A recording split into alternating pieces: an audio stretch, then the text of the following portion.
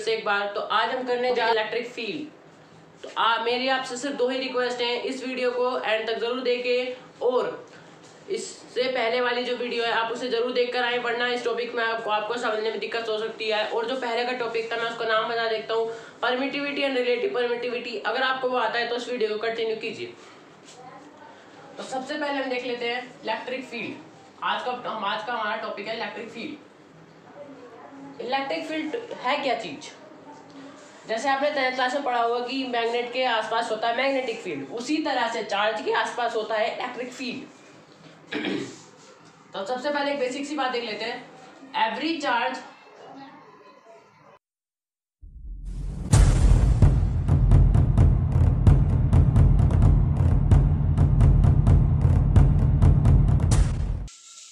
कोई भी चार्ज हो वो अपने आसपास इलेक्ट्रिक फील्ड, कोई भी चार्ज है, हर चार्ज जो है वो अपने आसपास जो स्पेस होता है उसमें इलेक्ट्रिक फील्ड क्रिएट करता है। ठीक है, ये हो गया इलेक्ट्रिक फील्ड के बारे में बेसिक चीजें।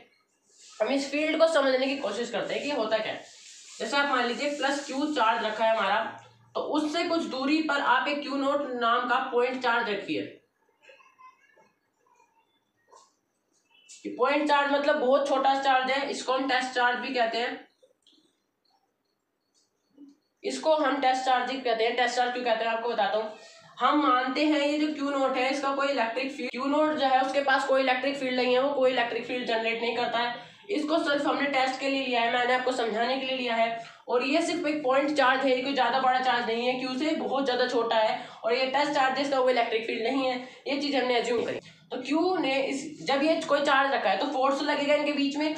और ये मान लीजिए ये जो है ये भी पॉजिटिव चार्ज है, ठीक है, ये भी एक पॉजिटिव चार्ज है, तो ये उसकी तरफ रिपल्सिव फोर्स लगेगा क्योंकि वो तो बहुत छोटा है, लेकिन फोर्स तो इन दोनों के बीच में लगेगी।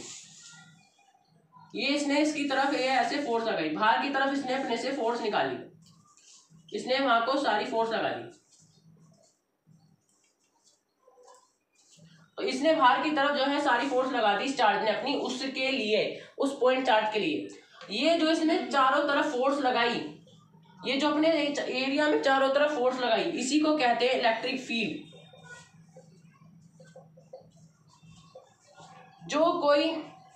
जो कोई जैसे चार्ज है, कोई बड़ा चार्ज है, उसके साथ पास कोई छोटा चार्ज आ गया तो उसको अपने से अट्रैक्ट कर रेपल करने के लिए जो उसने फोर्स लगाई, वो जो अपने चारों एरिया में बिखेरी, उसी चीज को हम कहते हैं इलेक्ट्रिक फील्ड। जो उसने अपने चारों एरिया में एक फील्ड बनाई, अपनी फोर्स लगाई उसने चारों एरिया में, उस जो एरिया में उसने फोर्स लगाई है वहां पे कोई भी चार्ज आ जाएगा उसके साथ का, उसके जैसा या उससे अलग, वो उसमें है तो रेपल्सिव फोर्स लगाएगा, अट्रैक्टिव फोर्स लगाएगा।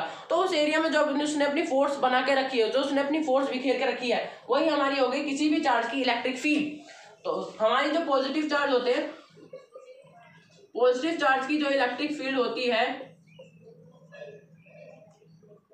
पॉजिटिव चार्ज की इलेक्ट्रिक फील्ड रेडियली आउटवर्ड होती है।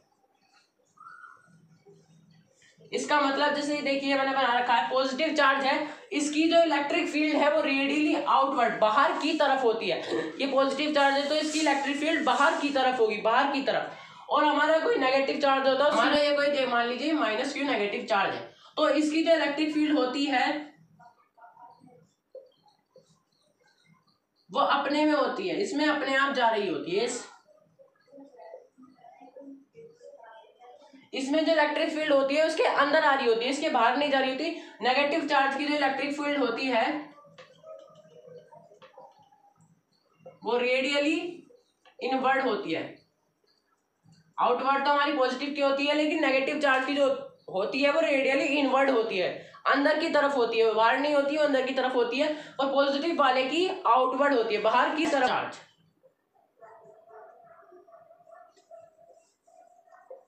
फोर्स ऑन क्यू नोट, जो उस छोटे से क्यू नोट चार्ज पे फोर्स लग रही है, जब वो प्लस क्यू ये चार्ज है, इसकी हमें इलेक्ट्रिक फील्ड की इंटेंसिटी फाइंड करनी है। तो हमने यहाँ पे क्यू नोट रख दिया है, छोटा सा चार्ज। तो इस पे जो फोर्स लग रही है अपॉन जो ये चार्ज है उससे उसको डिवाइड कर देंगे तो हमारी इंटेंसिटी आ जाएगी। और इंटेंसिटी ऑफ इलेक्ट्रिक फील्ड को हम इस तरह की सिंबॉलिक रिप्रेजेंटेशन देते हैं, ई के ऊपर वेक्टर लगा के, ये हमारी हो गई इंटेंसिटी ऑफ इलेक्ट्रिक फील्ड। ठीक है, तो यहाँ पे क्यू नोट चार्ज रखा है, यहाँ पे हमारे रखा है, तो हम इंटेंसिटी निकालते हैं।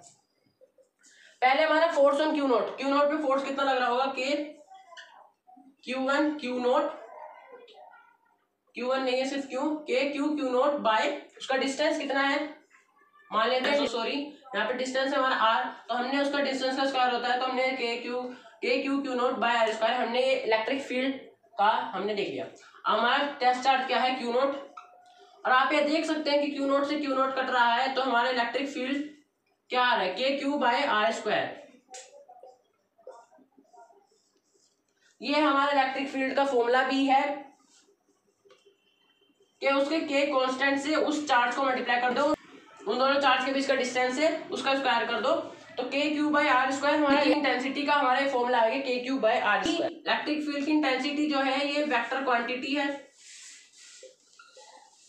ये तो आपको समझ में आइए क्या होगा कि इसकी डायरेक्शन भी और मैग्नीट्यूड तो होता ही होता है, कोई क्वांटिटी है तो इस तरह से वेक्टर क्वांटिटी, और इसकी जो डायरेक्शन है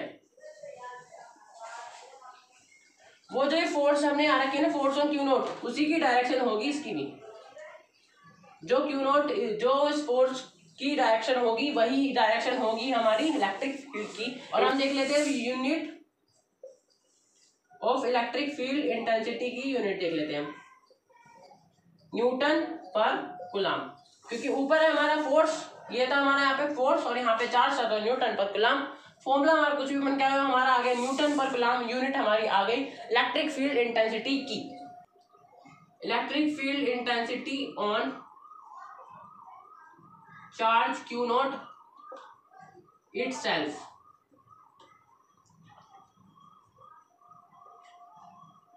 अनडिफाइंड, ठीक है।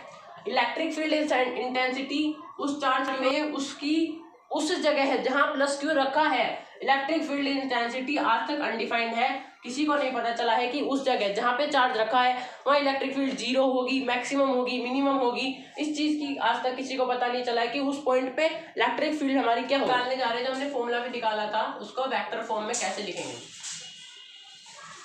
वेक्टर फॉर्म में कैसे लिखेंगे, तो हमारा चार्ज है क्यू, हमारा चार्ज है क्यू नोट, इनके बीच का डिस्टेंस हमने कहा था कि आर है, तो इनके बीच का इलेक्ट्रिक फील्ड कितना होगा हमारा, के क्यू बाय आर स्क्वायर, ठीक है।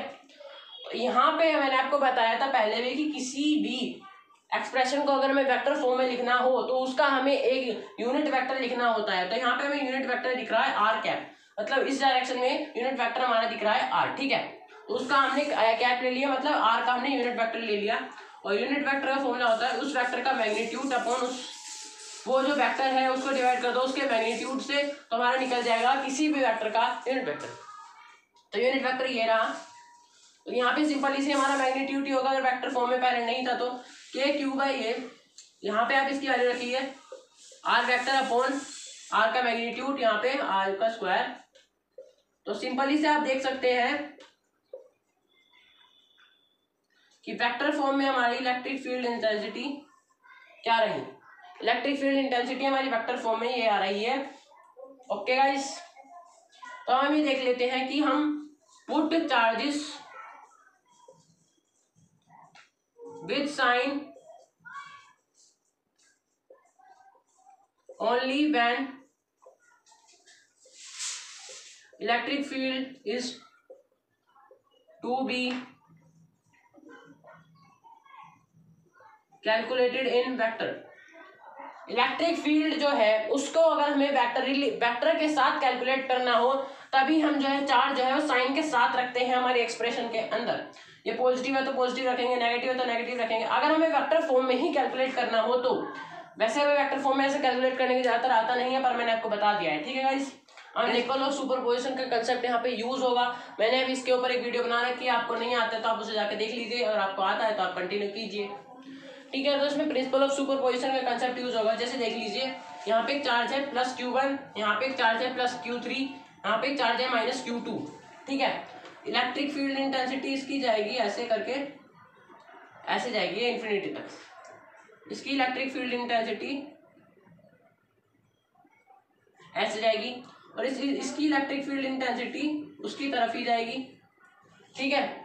तो ये हो गया इलेक्ट्रिक फील्ड इंटेंसिटी ऑफ 1, ये हो गया 3, ये हो गया 2, और हम इस पॉइंट को मान लेते हैं O, ठीक है। तो E net electric field intensity at O हमारी कितनी आ गई, इन तीनों को ऐड कर दीजिए वेक्टोरियली, मतलब वेक्टर लगा के वेक्टर के साथ इन तीनों को ऐड कर दीजिए, आपकी इलेक्ट्रिक फील्ड इंटेंसिटी आ जाएगी ओ के ऊपर। तो यही था हमारा, अगर हमारे दो या दो से ज्यादा चार्जेस हों और वो किसी एक पॉइंट पे जाएं और उस पॉइंट पे हमसे पूछा जाए कि इलेक्ट्रिक फील्ड इंटेंसिटी, तो उनको वेक्टर के साथ ऐड कर देंगे। तो हमारा प्रिंसिपल ऑफ सुपरपोजिशन इस तरह से लगता है।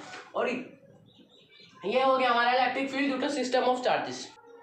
1 माइक्रोकूलम ये हमारा पॉजिटिव है, उससे 10⁻³ मीटर दूरी पर एक दूसरा चार्ज रखा है -2 माइक्रोकूलम। ठीक है, ये दो चार्जेस हमारे पॉजिटिव है, ये नेगेटिव है दूसरा वाला। ठीक है, तो इसने हमसे पूछा है, यहाँ पे कोई पॉइंट है बी पी बीच में, ठीक है, उसने उस पे हमसे पूछा है कि ई नेट ऑन पी कितना होगा।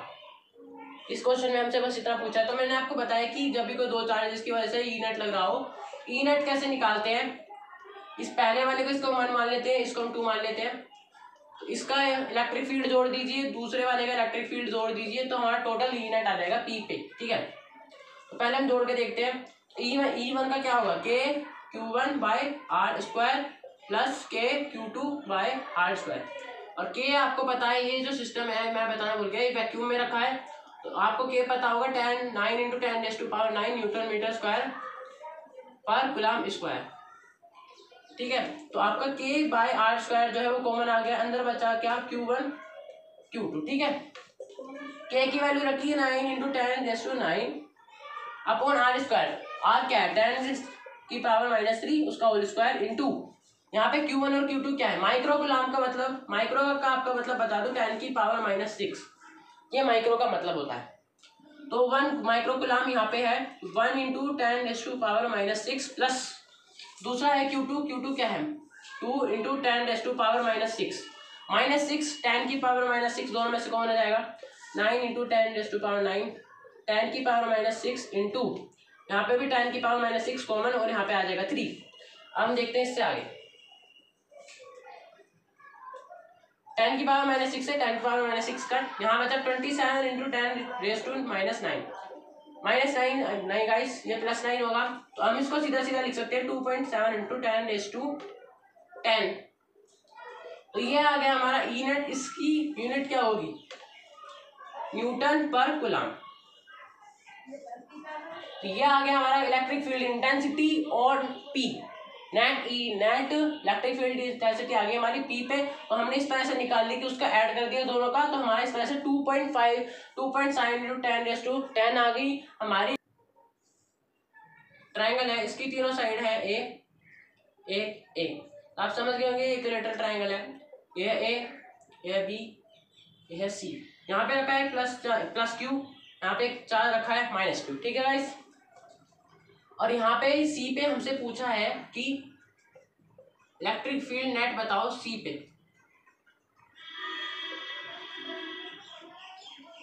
ये हमसे इस क्वेश्चन ने पूछा है, तो हम सीधा सीधा देखते हैं। ए से सी की तरफ इलेक्ट्रिक फील्ड ये पॉजिटिव है, तो वो निकलेगी बाहर की तरफ इस डायरेक्शन में, और इधर बी की तरफ आएगी तो आएगी इस डायरेक्शन में। तो सीधा सीधा यहाँ बना के देख लेते हैं। ए की तरफ से जो इलेक्ट्रिक फील्ड जाएगी वो होगी ए सी, ठीक है। दूसरी होगी सी से ए की तरफ आने वाली, सी से बी की तरफ आने वाली इधर की साइड।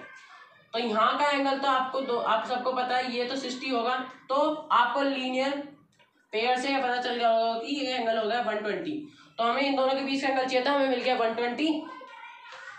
और जो हमारा ई नेट होगा, जो हमारा सी पे होगा, वो हमें इस तरह से मिल जाएगा। आपको ई नेट निकालना आता होगा, मैंने आपको प्रिंसिपल ऑफ सुपरपोजिशन में भी बताया था। ई नेट कैसे निकालेंगे हम, E square by plus E square 2 square cos 120। ठीक है, आप ये सोच रहे हैं मैंने इन दोनों को ई कैसे ले लिया। आप देखिए जो दोनों इंटेंसिटी हैं ये बिल्कुल सेम है, और जो सेम किसके इक्वल है, के क्यू बाय ए स्क्वायर है। ठीक है गाइस, तो ये दोनों बिल्कुल सेम है, और इन दोनों को ही मैंने ई के इक्वल मान लिया है। तो यहाँ पे सिंपली कैलकुलेशन इजी करने के लिए मैंने यहाँ पे ई मान लिया। तो यहाँ पे आएगा 2 E square plus 2 E square और cos 120 की वैल्यू होती है 1/2, तो 2 से 2 हमारा कट गया है। तो यहाँ पे हमारा e बाहर आ जाएगा अंडर रूट से, और अंडर रूट में बढ़ जाएगा 3। तो e नेट क्या आ गया हमारा फाइनली, e क्या है हमारा KQ/A² अंडर रूट 3। तो C पे हमारी इलेक्ट्रिक फील्ड आ गई इतनी, KQ/A² अंडर रूट 3। यहाँ पे हमारा एक चार्ज रखा है +Q, यहाँ पे हमारा एक चार्ज रखा है +4Q। ठीक है गाइस, इन दोनों के बीच का डिस्टेंस है हमारा L। तो हमको ये बताना है वेयर इलेक्ट्रिक फील्ड इज 0, मतलब L +4Q से है, Q से कितने डिस्टेंस दूर पे हमारा इलेक्ट्रिक फील्ड जो है वो 0 होगा। तो आप ये देखिए, ये इसका इलेक्ट्रिक फील्ड बड़ा होगा, इसका इलेक्ट्रिक फील्ड छोटा होगा। अगर जो पॉइंट है वो इसके पास हो तो इसके और इसके इलेक्ट्रिक फील्ड को दोनों को आपस में काट कर अपोजिट डायरेक्शन में बताकर, क्योंकि इसका ज़्यादा होगा तो ज़्यादा डिस्टेंस में और वो कम डिस्टेंस में उतना प्रोड्यूस कर पाएगा कि वो दोनों को आपस में कट कर सके, दोनों की इलेक्ट्रिक फील्ड मिलके 0 बना सके, वो ई नेट जो है हमारा वो 0 बन सके किसी एक ऐसे पॉइंट पे। तो हम मान लेते हो Q के पास होगा, तो Q से हमारा हो गया x डिस्टेंस दूर, और दूसरा वाला इस दूसरे वाले चार्ज से हो गया +4Q से L - x डिस्टेंस दूर। अब इन दोनों की इलेक्ट्रिक फील्ड देख लेते हैं। तो इलेक्ट्रिक फील्ड इसको मान लेते हैं 1, इसको मान लेते हैं 2। तो इलेक्ट्रिक फील्ड पहले वाले ने कितनी लगाई, KQ/x², E2 दूसरे वाले ने कितनी लगाई, K4Q/L - x²। ठीक है गाइस, अगर हमारी इलेक्ट्रिक फील्ड नेट जो है वो 0 होगी तो E1 जो है वो E2 के इक्वल होगा, दोनों के इक्वल होना पड़ेगा, अपोजिट में होगा जब ही जाके होगा। E1 जो है वो E2 के इक्वल होगा। अब इन दोनों का इक्वल रख देते हैं, KQ/x² = K4Q/L - x²। K से K कैंसिल, Q से Q कैंसिल, तो हमारे यहाँ पे क्या बचा, L - x² / x²² = 4। हम इसकी रूटिंग बोथ साइड कर देंगे। इस तरह के क्वेश्चन हमने प्रिंसिपल ऑफ सुपरपोजिशन में आपको सिखाए थे, पर इलेक्ट्रिक फील्ड्स में आपको दोबारा बता रहे हैं। L - x/x = 2, तो यहाँ पे x हो जाएगा L/3।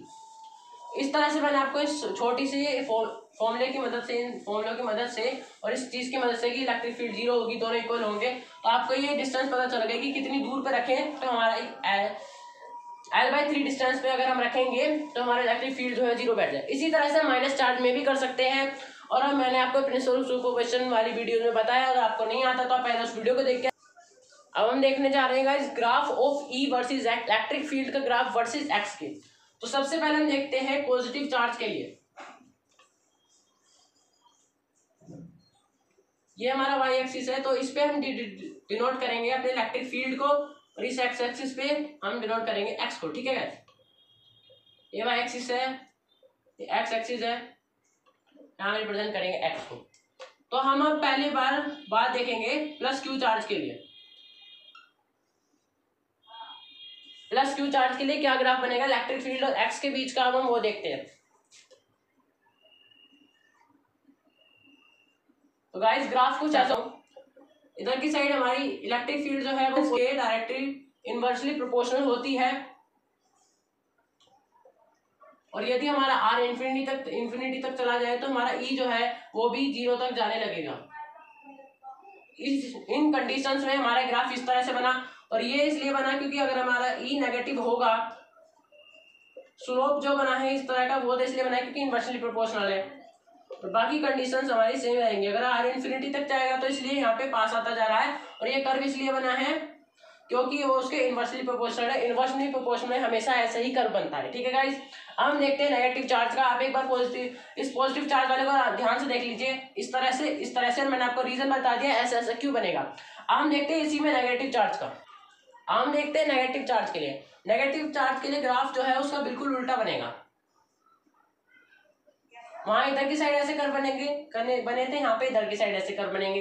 तो यहाँ पे देख लीजिए E जो है वो पॉजिटिव होगा, और आपको पता है स्लोप क्यों होगा, क्योंकि वो डिस्टेंस के डायरेक्टली प्रोपोर्शनल होगा। और R हमारा इंफिनिटी तक जाएगा तो हमारा E जो है वो टेंड्स टू 0 तक चला जाएगा। यही इसमें बिल्कुल उल्टा है, बस ये याद रख लीजिए। ई जो है यहाँ पे नेगेटिव हो जाता है नीचे की साइड, ठीक है। नेगेटिव के लिए जो हमारा ई हो एक्स के रिस्पेक्ट में, तो हम ये यूज करते हैं। देखिए हमारे दो पॉजिटिव चार्ज है, इनके बीच का हमें ग्राफ बनाना है। आप बस इतना याद रखिए, आपको एक पॉजिटिव का ग्राफ ठीक से आता हो, एक नेगेटिव का ग्राफ ठीक से आता हो, बाकी जो भी कोई ग्राफ आएगा आप उसे आराम से बना देंगे। तो आपका पॉजिटिव का ग्राफ कैसा था, एक ऐसा, एक ऐसा। आप पहले इसमें भी ऐसे बना लीजिए, एक ऐसा, एक ऐसा। पर इसमें याद रखिए जब ऐसे दो का कंबाइंड होकर ग्राफ आ जाता है, ये तो बिल्कुल अलग है। ये जो दो हैं ये इस तरह से ऐसे दो इस एक्सिस को कट करते हुए जाएंगे और एक दूसरे से टच हो जाएंगे। बस अगर जब दो ग्राफ दिए होते हैं, जब यही बात मेन रहती है, और यहाँ पे इस पॉइंट पे ई जो है आपका 0 होगा, इलेक्ट्रिक फील्ड जो है इस पॉइंट पे 0 होगी। और आपको रीजन बताने की जरूरत नहीं होगी, पर मैं बता देता हूँ। यहाँ पे आपका पॉजिटिव होता है, यहाँ पे ई आपका नेगेटिव होता है, यहाँ पे आपका ई नेगेटिव होता है, यहाँ पे आपका पॉजिटिव होता है। और रीजन वही है कि ई जो है वो इनवर्सली प्रोपोर्शनल है आर स्क्वायर के, इसी वजह से हमारे ग्राफ जो है ये इस शेप में बना है। और यहाँ पे जो कट करता है निकलेगा, दो जब चार्ज बनाते हैं एक साथ, ये वही केस है। बस हमने देखा था कि प्लस प्लस और माइनस माइनस कैसे बनेंगे। जैसे मैंने आपको बताया था प्लस प्लस आपस में ऐसे कर दीजिए, वैसे माइनस माइनस में भी सेम ही होगा। ऊपर से ऐसा रहता है, वहां नीचे से ऐसे ऊपर की तरफ चला जाएगा, ठीक है गाइस। अब हम सिंपल से एक चीज देखते हैं, अगर हमें दिया हो प्लस क्यू और माइनस क्यू, दो अपोजिट चार्जेस के बीच में दिया हो, तो हम क्या करेंगे। तो आप सिंपल कुछ मत कीजिए, पहले दोनों का बना लीजिए सिंपल से। इसका ऐसे होता है, इसका ऐसे होता है, और इसका होता है ऐसे और ऐसे, ठीक है। इसका ऐसे बनता है। तो आपको सिंपली से ऐसे करना है, ये दो नीचे वाले तो बिल्कुल अपोजिट फेस में इस एक्सिस से मिलते हुए जाएंगे।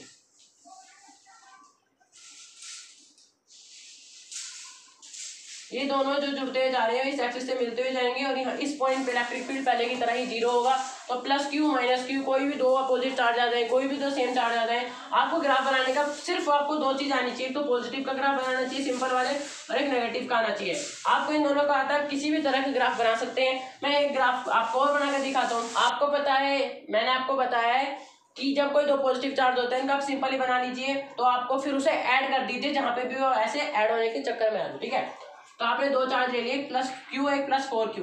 इसमें ध्यान रखने वाली बात ये है, ये ऐड तो होंगे, पर जो ज्यादा स्लोप जो जाएगा ज्यादा दूर तक, वो जाएगा प्लस 4q आएगा, क्योंकि इससे 4 गुना ज्यादा बड़ा है। तो पहले बना के देख लेते हैं। यहाँ पे एक छोटा सा जाएगा, यहाँ पे उसकी तरह सिंपल जाएगा, यहाँ पे सिंपल,